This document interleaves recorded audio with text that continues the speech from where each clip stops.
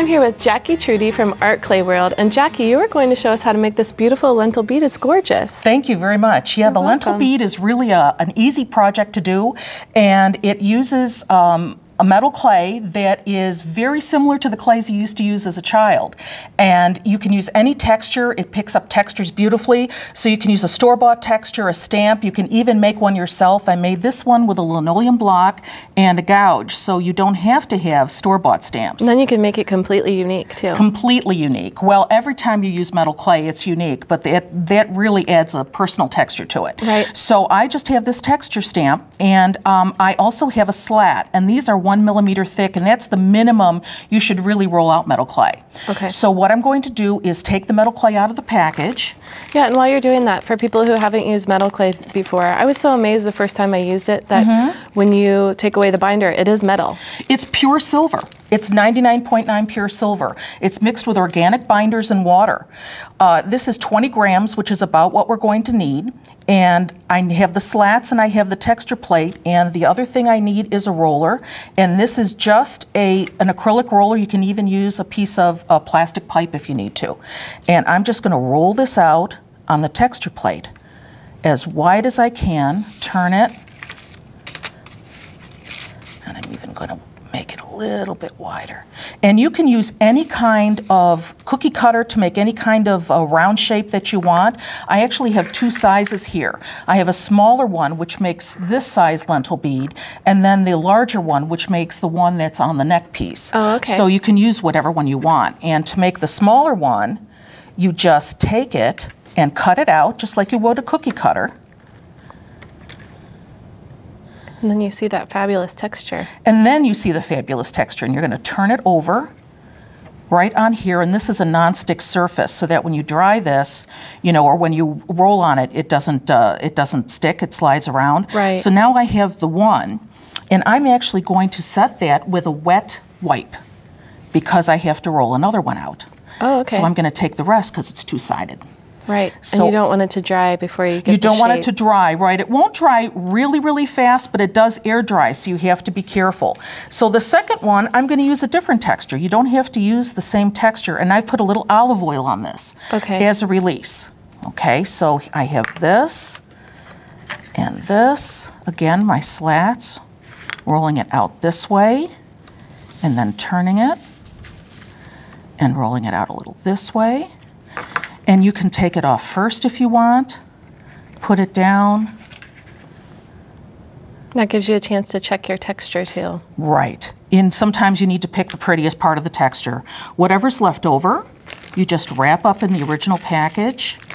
And make sure that it's sealed. Yeah, as long as it's away from the air, it'll be fine.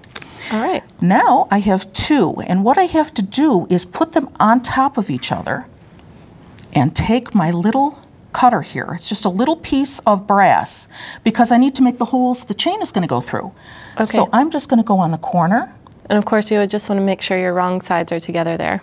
Doesn't matter because you're taking them apart. Oh, okay. And then you want to go to the opposite side and take that out. And that's all you have to do. Since you didn't put any water or anything between them, they don't stick. Oh, great. So now I have, how clever is this? This is a light bulb. This is one of my favorite tools. In a bathroom cup, yeah. These are my favorite tools too. And again, I have a little olive oil on it. So I'm just going to set them on here. And by doing this, I make them dome. So that's not going to be flat. This gives the lentil bead its actual shape.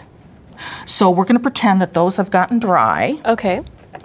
And what I have now is I had used the large cookie cutter here, and you can see now I have two domes. Right. And I know that these will match, the holes will match because I made them at the same time. If you make them separately, then you might be off. Have a problem. Okay. So now what I have to do is I have to join these together. And to do that, sometimes you have to sand this a little bit to make it flatter. So you can use sandpapers, you can use these sanding pads, and you just want to make sure that you've sanded them so when you put them together, it's going to fit as best you can. To join metal clay, you need to use paste type, or some people use water, some people use syringe. I like to use paste. So you can see all the way around it touches pretty well. And this is paste type. It's the same thing in metal clay, except it has a lot more water to it. And we use this to join. So I've got a regular paintbrush, and I'm going to take this, and I'm going to very, very liberally. Okay, so in the ceramics world, this is your slip here. This is slip, correct. And some people call it slip, some people call it paste. It all does the same thing. Okay. So I'm going to do that, and then put my two pieces together. Join them, match up my holes. Then I'm going to take more and just put it here, fill it up. If you're using syringe, sometimes if you have a big gap, sometimes it works better because it's gap filling. It's almost like spackle. So a lot of people use syringe almost exclusively to join things. And if you had any extra, would you just file that away later? Any extra of? As you're applying this, if you get a little blob or something? Oh, if you get a little blob, you don't worry about it now. The thing with metal clay is you never want to mess too much with it in the wet stage when you're just putting things together, because when it's dry, and now we're going to do a little magic again, okay. And that's going to go away and dry again for about 10-15 minutes. All right. And then this piece I've done already. And you can see I filled it all in and then taken the paper, sanding pads or sanding paper again, and just smoothed it out. So you do this until you don't see the seam anymore, because as you fire it, there's a little shrinkage. And if you leave the seam, it may pop at that point. So you want to make sure your seams are really, really nice and closed. So then I've got my holes and I've made them a little smooth.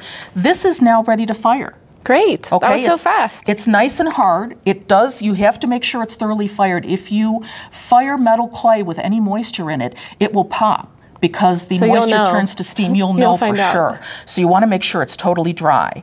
And you can fire this in a kiln. You can use a butane torch, and you can even use a gas stove top for small pieces. All right. So this is a special brick, and it's compressed vermiculite. It's made specifically for heating, so nothing else gets hot, just where you fire it.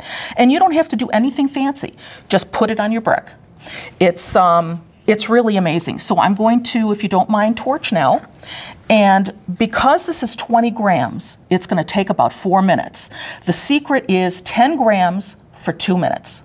So you go off of that. If you have a little charm that's 10 grams, you only need 2 minutes. This is 20 really grams. Quick. This is going to take longer. Yeah. This is going to be 4 minutes. And you are going to set your timer on your phone? I'm going to set when it glows. Okay. Okay, so this is... And normally we would tell people to safety glasses. Use safety glasses. Make sure that you're concentrating, that you're not going to be distracted. And it's also a good idea to dim the lights so that you can see the glow, because the glow is really, really important. The glow on the clay. And I'm going to put my glasses on. First, you're going to see some smoke and flame. That's normal. That's the binder burning off. And then you're going to see the piece actually turn white. And that's normal as well. And once that flame goes away, and once the smoke goes away, that means the binder's all gone. And you have nothing left but silver particles that, as you continue to fire it, will bond more tightly and more tightly together.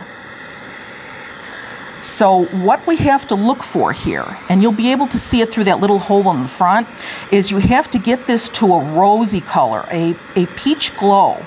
And you can't start timing until you have that.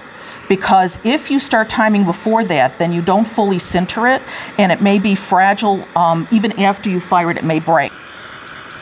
All right, now it's been 4 minutes. I'm going to turn off the torch and put it aside. This is really hot, so you never want to touch it. But I'm going to take this and just dip it into cold water, and that quenches it. And that actually gets it to immediately to cool. Wow. Yeah, it's pretty amazing. It is. Stainless steel brush. And the white with the particles standing up. So now that you brush it, you can see the silver right out. And now it is 99.9 fine silver. You can put this in a tumbler for about an hour and a half with some stainless steel shot. And then after that, if you want to add some color, what I have here is some hot but not boiling water.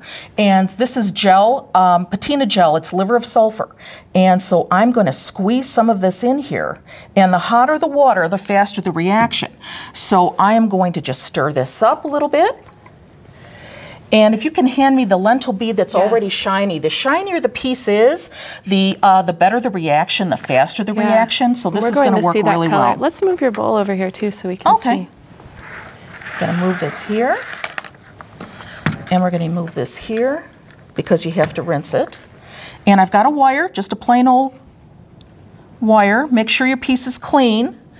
And we're going to dip it in the liver of sulfur and look for the colors.